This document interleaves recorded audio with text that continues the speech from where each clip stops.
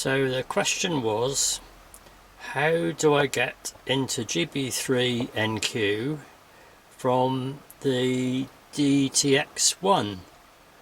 Well, for a start, you've got to make sure that you've got the right bits in here, which oops, it's focused, come on, there it goes. Modulator, obviously that, output level 100%, etc.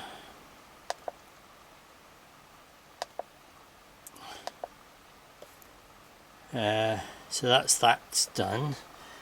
Now how do I feed that? Well, I feed it through HDMI. This is a long HDMI cable from the computer, which is about 5 meters away. So that's the easiest way. Then I've got one of these. Let's put it around like that so you can read it, which is an HDMI to composite video. Now this particular one is SCART output, which goes into the back. Oops, there we go. The back of the DTX1. This is for connecting the ports down or whatever to the DTX1, which you could use, but I've got the ports down now. The output of the DTX1 comes via the old converter to SMA socket, etc., to one of these. Now if I get this round the right way, you can read it. That comes from eBay, and then that via SMA to SMA to SMA goes up to this. Now there we go,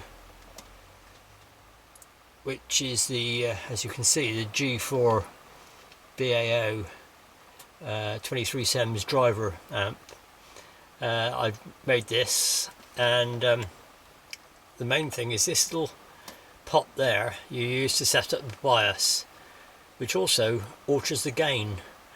So I had it set first of all, it was quite low gain, so I've wound it up a bit, and the output then goes into this linear, which is the 150 watt linear, but I'm running it very low, so it's only giving between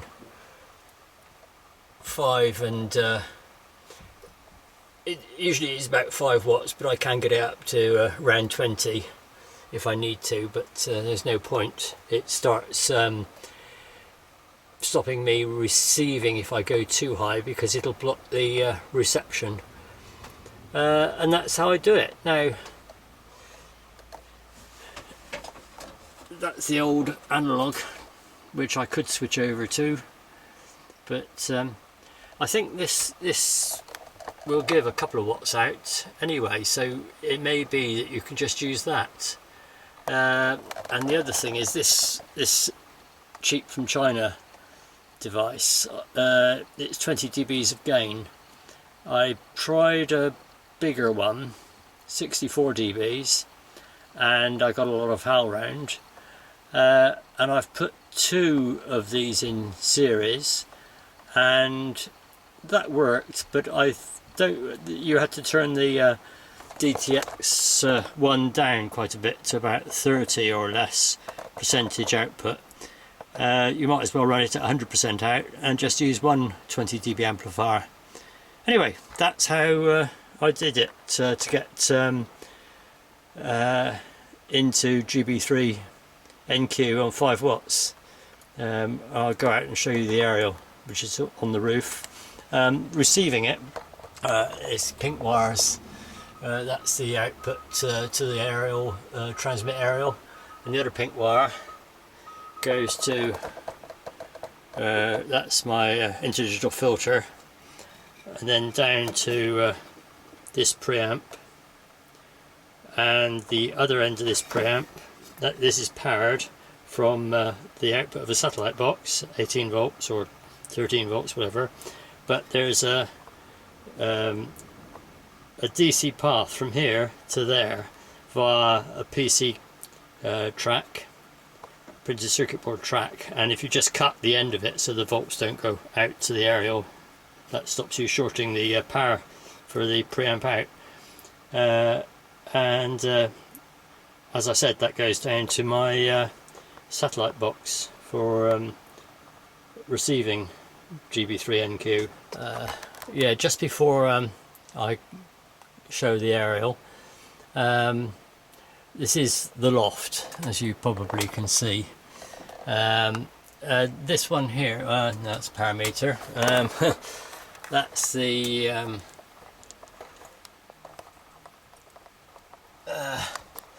437 digital power amp, but that once you get the watts up on that, everyone's television goes off. It overloads their amplifiers anywhere near. Anyway, it overloads my amplifier, so I haven't asked the neighbours. And while I'm up here, look, that is the weather station. If I click it, it will come up probably. Yeah, there you are, weather station, one of them. And way down there's a load of other electronics for websites. Oh, and another thing I forgot to mention is that this lead here goes all the way downstairs, and if I connect the output from a Line Mini to the other end of this cable, and instead of having the DTX1 feeding that little amplifier, I feed it from here. I can use the ports down 4 Line Mini output on about 95 on the power output on the screen on that, and that gives about, up here, that'll give 20 watts out. So that's the Line Mini, and the output to the other end of that cable, which goes up to the roof. And there's enough loss in that cable to make allowances for feeding the same point as the output of the DTX1. By the time it gets up there, the Lime output is about the same as the DTX1 output on 100%. And then the HDMI cable is being fed from somewhere down here, which is the HDMI splitters. The HDMI comes from the computer to a splitter so that I can run various other bits from the HDMI, like another output goes to this. Let's turn it out the other side down, but so you can read it. That's the another version of the HDMI, a split version via the amplifier, and that gives another composite output. So you could use, whoops, where is it? You could use one of those to feed the DTX1 as well, but that one feeds the input to the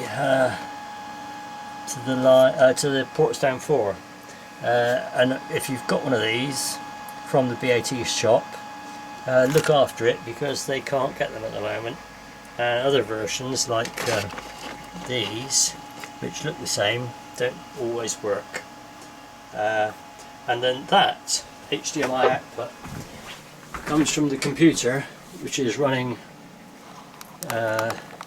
vMix, and with vMix you can go to settings and select where outputs go. So I can't remember, I did it now, but it's on this one here. I selected this to go to display 4, which is one of the outputs on the back of the computer, one of the HDMI output, and it separates it from all these computer screens outputs, which I have around the place. So this is the transmit aerial.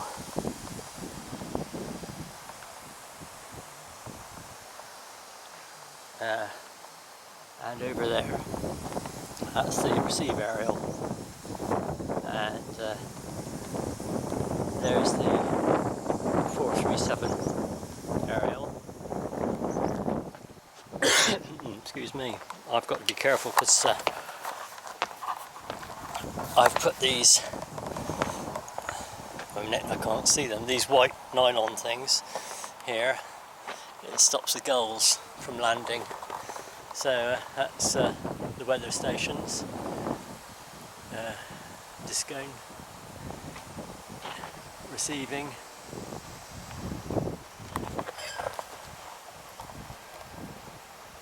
.437. This is another 437. That's a 5.665 gigs. This is the that's the transmission, 1.3 gigs, well 1.249 gigs, and that's the 2 meters and 70 sems combined. There's also a few other aerials over there. There's the 2 meter J-beam and 6 meter J-beam. They work rather well. So that's the repeater over there somewhere, 32 kilometers away, and that's Pendennis Castle and St Anthony Lighthouse.